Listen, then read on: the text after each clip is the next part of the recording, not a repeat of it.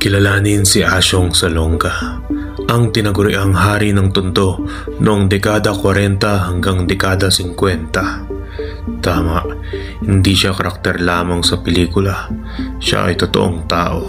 Siya ay kilala bilang kanto boy, siga at gang leader, pero matalino at may malasakit sa mahihirap. Bawat kanto sa Tondo, kilala si Asyong. Galit sa mga abusado pero takbuhan ng mga taong naaapi. Pero kahit may mabuting puso, hindi rin siya ligtas sa gulo.